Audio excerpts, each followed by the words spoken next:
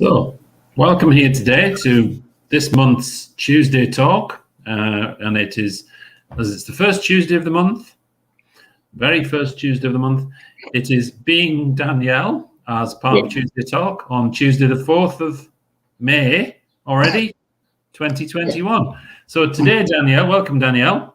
Hi. And today you're going to answer some more questions. Yep. Yeah, hopefully not any silly ones. No. Okay, but maybe some humorous ones. Who knows? Yeah. So this really follows on from a Tuesday talk that you did. What was it, 2 months ago? 3 months ago? Yeah, I can't remember now. But yeah, about 2 or 3 months ago. Yeah.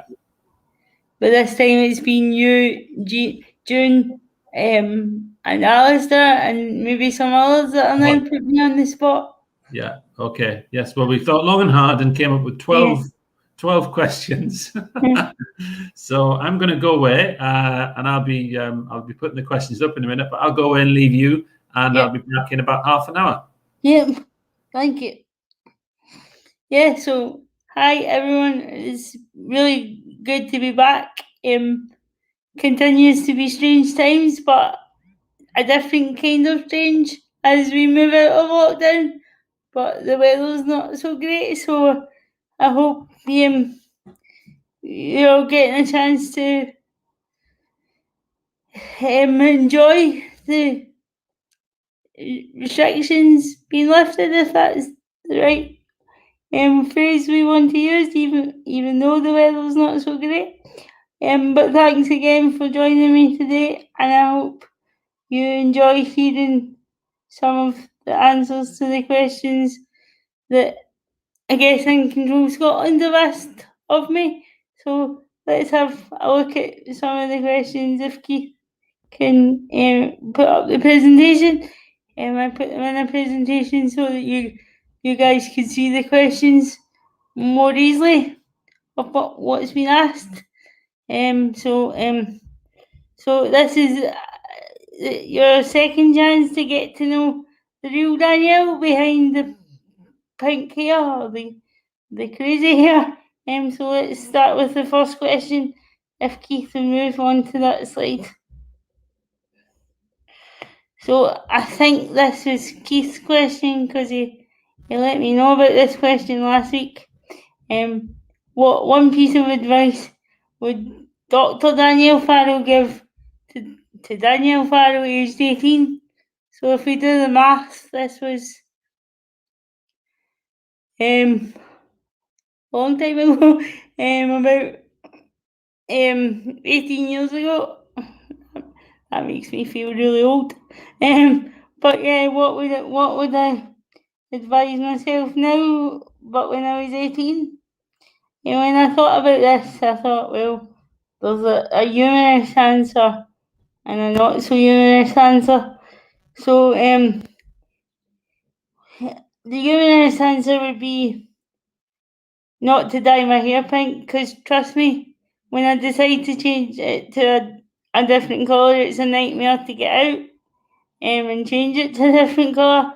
But then when I said that to somebody the other day, they said, no, that couldn't be a piece of advice because it's part of me now and part of your options understood and part of what I'm becoming known for.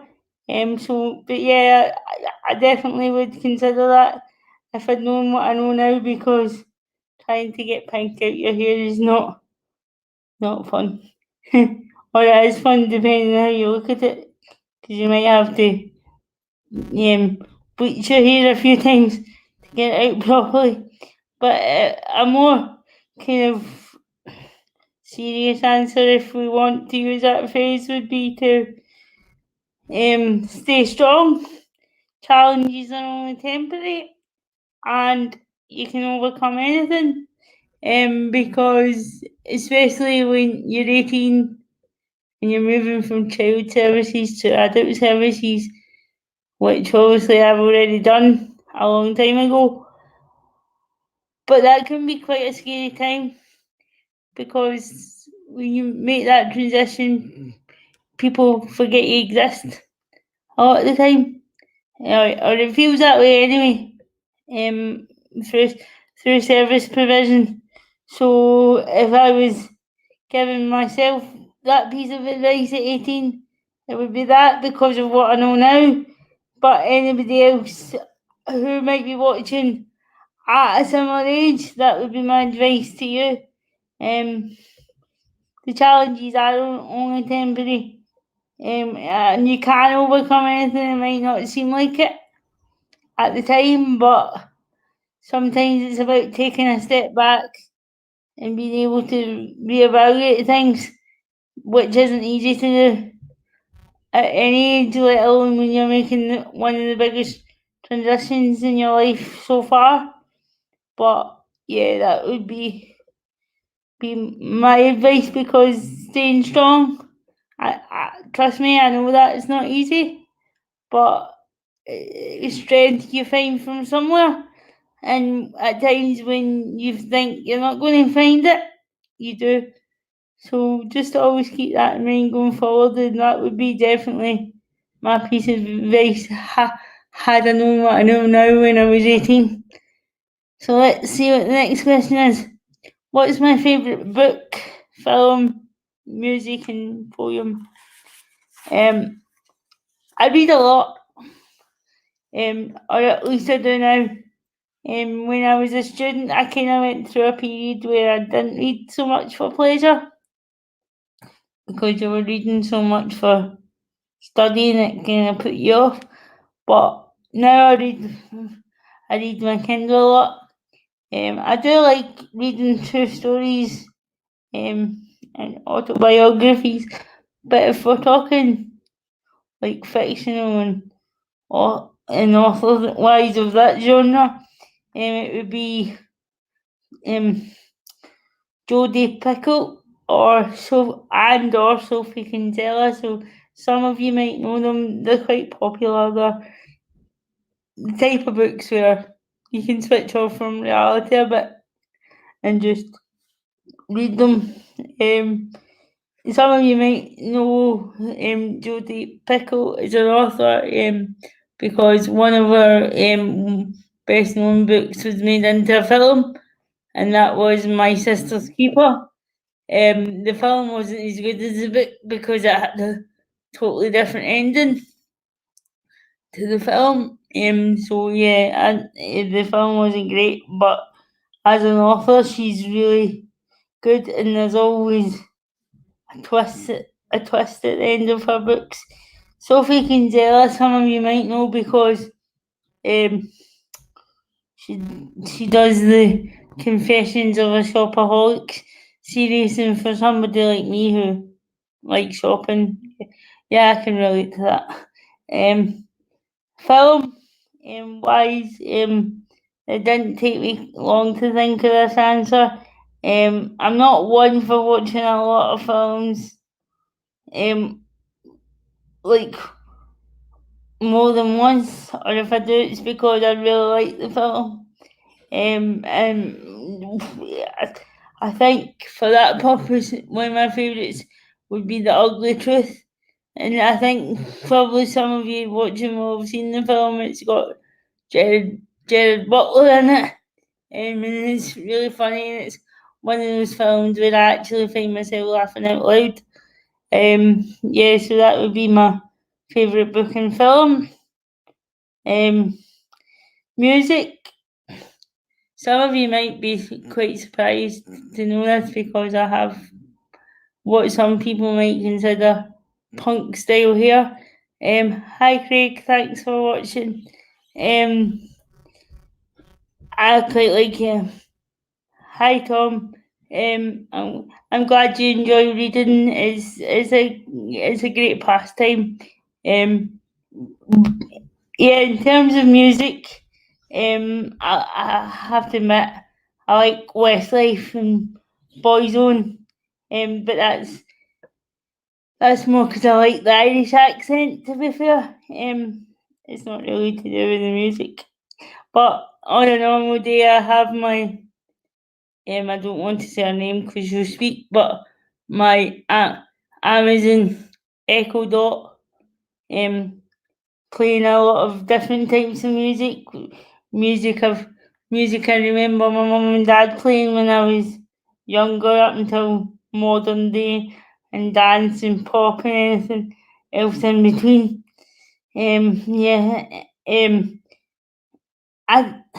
Poetry, I'd be lying if I said I had a favourite poem, because I don't.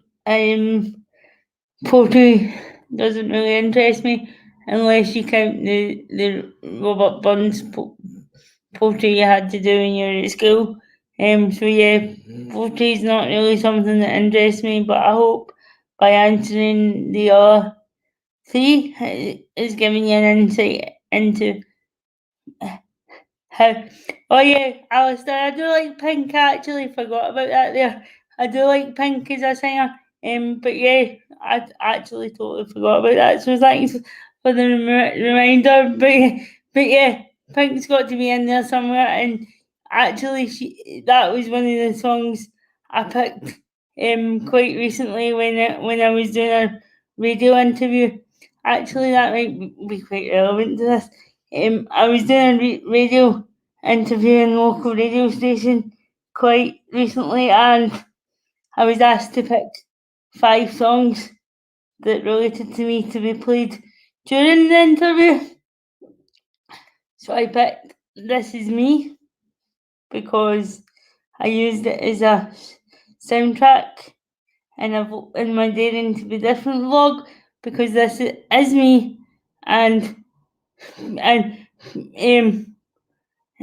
yeah, and Groundhog Day, yeah, that would be a film you would watch more than once for that specific reason. Yeah. So This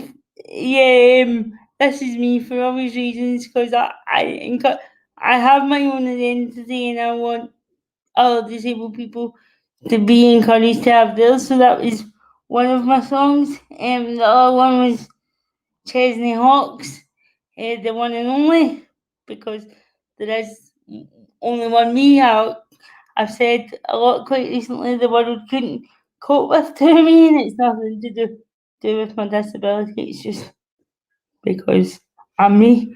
The other songs were The Climb by Miley Cyrus, because that just, I can relate that to a lot of my life, having to overcome battles and having to let go of things sometimes, because it's all about the climb. It's all about getting to the other side. Pink, So What, to answer Alistair's comment, was one of my songs for the radio interview, because that's just my attitude to life. So what if I need to do things the long way around, I'll do it. So yeah, that gives you an insight into some of my recent radio interview and the songs that I chose, and the reasons why. So if we move on to question 3, if Keith wouldn't mind moving it on to question 3.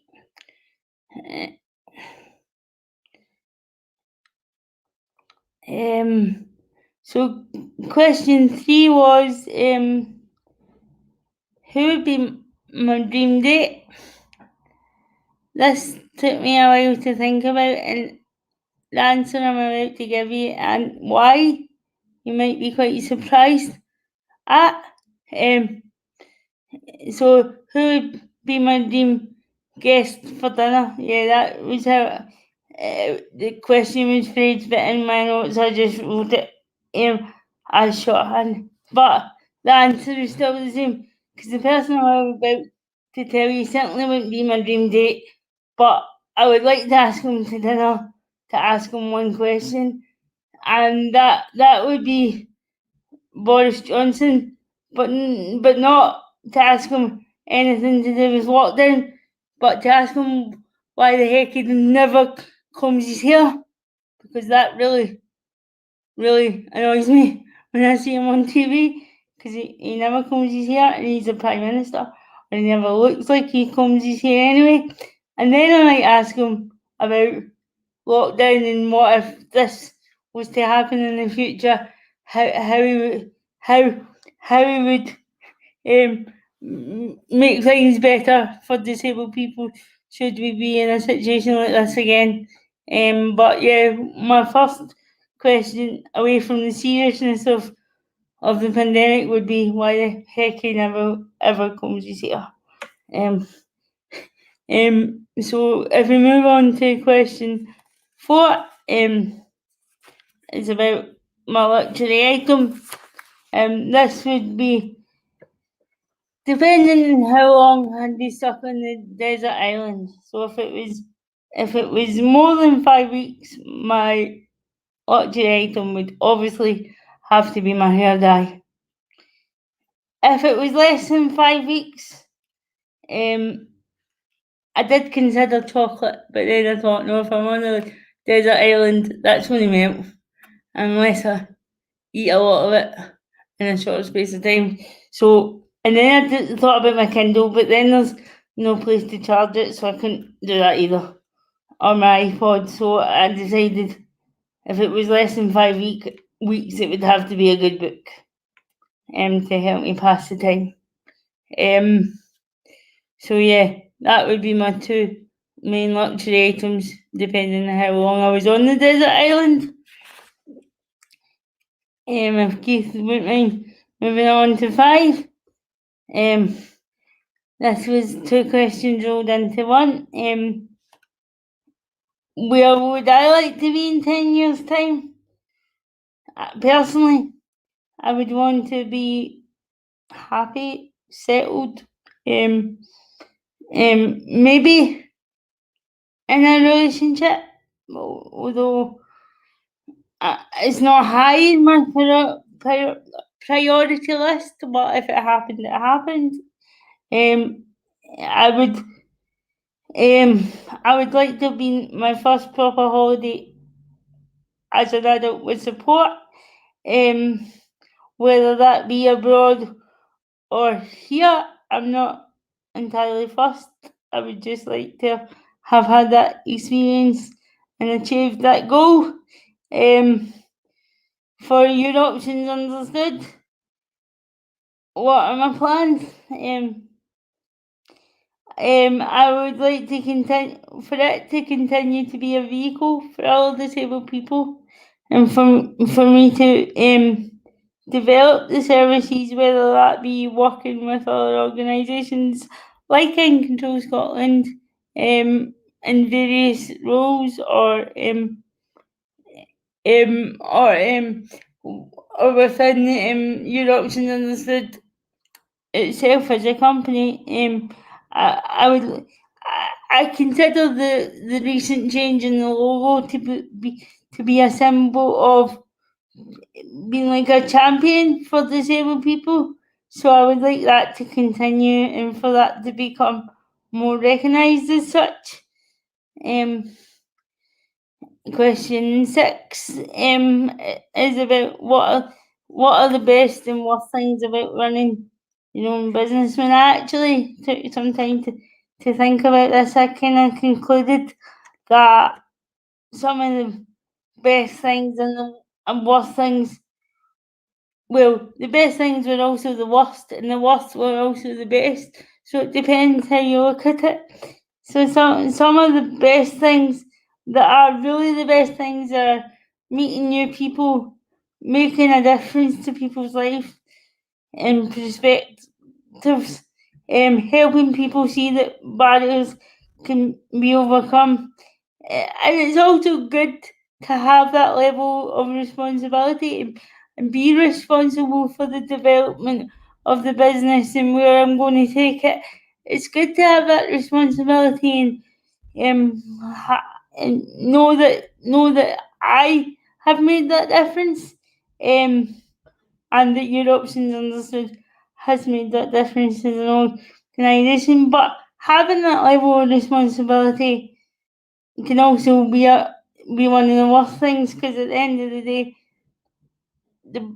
it falls back on me should things need to be changed, or if I get, for instance, negative feedback on training, people might think that's one of the worst things, and I suppose to a degree it is, but it's all a learning curve. And the business and myself as a person, we aren't going to grow and develop and all those kind of things unless we have that. Definitely the accounts is one of the worst things, and being responsible for doing all that. But again, it's also one of the better things because you can see if you, for example, are successful in getting funding, you can see how that funding is being used. But the only reason I'm saying accounts is one of the worst things is because I don't like maths. That's just it. But I guess that's what the accountant is there to help with as well. So yeah, and COVID-19 last year has definitely been one of the worst things for the business because, like many others, I didn't know how that was going to turn out. But in a strange way, it's taken myself and your options understood on a journey where I'm not sure where the final destination is going to be right now, but I'm continuing to embrace that journey. And again, one of the best and worst things is being responsible for deciding where I'm going to take the business and what role I could undertake in certain scenarios and things like that, because that's a lot of responsibility. But when you take that level of responsibility and see the progression paying off, then you know it's worth it. So yeah, that's both the good and bad things of running your own business, or worst things. Question 6, 7, maybe. What 3 words would you use to describe yourself? Again, this took some thinking, and I guess I would say it depends who you ask. But if you're asking me how I would describe myself, would thanks, Alistair. I thrive on challenges and possibly. Although sometimes it doesn't feel like that, but hey, it is what it is. So I would say I'm determined, pragmatic, and resilient because I've had to be. But I'm going to turn that question back on Keith, and when he comes back on, he can maybe tell you as a colleague how he would describe me, because I think sometimes we can be a bit blankered on how we describe ourselves. So, and I think it's harder to describe yourself than other people describing you. But that would be the 3 answers I would give. Question 8, I think, is about what I want to be known for. Yeah, there we go. I would like to be known for making a difference, having my own identity, which I think to a degree I'm already there with that one, and also encouraging other disabled people to have their own identity as well, and be part of changing the narrative, whatever services or role I take within, whether it be delivering training or advocacy, or any other role I might take within, like providing services for advocacy or anything like that. I want to be involved in changing the narrative for disabled people, and for the business logo to be more recognised as a champion for like disabled rights and just equality in general. Question 9. What would I like to change about my life and why? Again, there's a more light-hearted answer to this and a more serious answer. But what would I like to change? Probably my hair colour, because now it's part of the business logo. I feel like I'm committed to the pink. But that's okay. But I'll just have to think about variations of different pink. But I'm up for that challenge. It's fine. On a serious level, what would I like to change? My house and garden being more accessible and adapted, and just on more general terms for accessibilities and necessities, to not be such a battle for disabled people in general. So if people need services, for these things not to be such a battle. Thanks for your comments. It's good to know that people are thinking about how they can describe themselves as well as they're watching, and like Tom has. And thanks. And Alistair's put some comments up there about. I think that would be how he describes me. I think so. Thank you for your comments. And question 10. Do I have a bucket list and what is on it? I had to really think about this because I've never thought about a bucket list. But so I could come up with 4 points. I'd like to swim with dolphins. And as I said previously, I'd like to go on an independent holiday with support.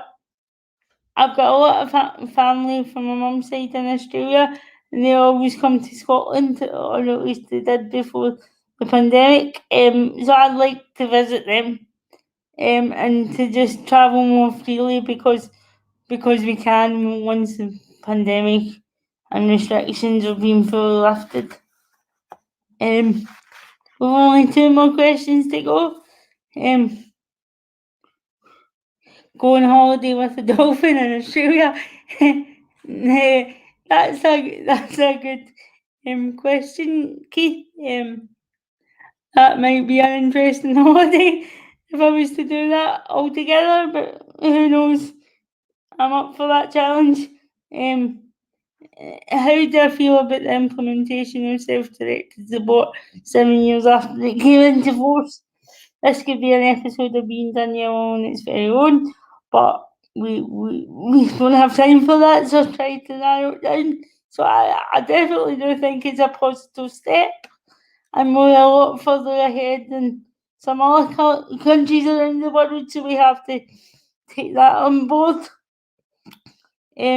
But I think there's still a long way to go, and it needs to be implemented the same way across the board, regardless of what local authority you're in, and not be so much of a postcode lottery as it is now. But I really do think the recent adult social care review and the new social work standards could potentially have a positive impact if local authorities and services are welcoming to the recommendation that Derek Feely has made and adhere to these. And I know the social work standards aren't technically legislation, but they do have the potential to improve the practices of professionals, which will in turn improve the lives of disabled people. So yeah, that is my brief thoughts on it. And the last question, if I remember rightly, is apart from seeing my family, where do I want to go when all the pandemic restrictions are lifted? Well, I'm glad to say that my dad was able to visit me for the first time in, actually don't remember how long, on Friday, which was really nice, but also really strange to have someone else in my house other than support workers, because that's the way it's been for so long. But other than that, I don't have a specific preference of what I want to do or anything. I'm just looking forward to being able to have the choice and being able to meet up with colleagues and friends and family, and hopefully get myself out the mindset I find myself in at the moment, where I'm kind of really do have to go out now, whereas I was never like that before. I was never in before, so I think I need to. I think that's part of what I'm looking forward to, just having the opportunity to get myself out of that mindset that we've all so easily fallen into over the past year. So I hope you've enjoyed today's episode of Being Danielle, and I hope I've given you more of an insight into me and the real Danielle. And thanks for watching, thanks for your comments and questions, and I look forward to seeing you again next month. Keith is on mute, and he hasn't realised. He's still on mute. I'm just. Hello. Oh, you were on mute and you didn't. I was on mute, yeah. Okay, thanks, Danielle. Thanks for answering those questions. Thanks for. Do you want me to say the three things that the first three? Why not? I'll put the question to you, so you might as well answer it. Yeah. So I'm gonna say the first three things that came into my head, right? Yeah. And the first three words that came into my head were remarkable, intelligent, and steadfast. Thank you. So I don't know and I suppose I just mean I think you're remarkable, the range of things that you do and all the stuff that you do, and all the ideas you have, and even coming on here and talking for half an hour is quite a remarkable thing to do. Yeah, I've got better as the months have gone on. Absolutely, yeah, and that's great. It's great to be able to develop. So I think, and obviously you're a thoughtful and intelligent person who does think about things and who answers those questions. I mean, even those questions, you can see that from that. And I think that you stay the same. That whatever happens, that's what I mean. Obviously, below the surface there's all sorts of other things, other feelings there. But I think you're a consistent person who stays steadfast and strong, whatever's happening around you. So thank you. I appreciate that. Those were the three things that I've thought of first of all. Thank you. I just thought I'd take the opportunity to put you on the spot. So thanks for that. Tom also saying what he'd like to do would be at the end of after pandemic restrictions lifted, what he'd like to do is see people face to face. So I think that's a good one, and I think you're not the only one, Tom. And it's a really important one for everybody's mental health and well-being. So yeah, I think I would agree. Okay, thank you, Danielle, and we will be back on the first Tuesday of June. No, is it not the 8th? Next month? It is the 8th. Sorry, good, thanks. Yeah, I haven't rehearsed that very well. We had changed that, yeah. That's exactly right. We decided we were changing it to the 8th of June, not the 1st of June. So it's the second Tuesday of June, isn't it? So just to be the 8th of June at 2 p.m. You'll be back with Being Danielle. Springtime special. Next week we have Tuesday Talk with Michael McEwen, but we're at a different time, Danielle. Yeah. So we're doing it at 3:30 next Tuesday. Michael McEwen is talking about relationships at 3:30 next Tuesday as part of Learning Disability Week. Yeah, I know, important topic. Yeah, and there are other things on as part of Learning Disability Week. So actually 3:30 fits as a better time to do it. So if anybody's watching today and wants to watch next week's Tuesday Talk, it's 3:30 on Tuesday, the 11th of May, and it's Michael McEwen talking about relationships. So thank you to you, Danielle, today on Being Danielle, and you will be back, as we say, on the 8th of June. Yep. Bye, everyone. Bye.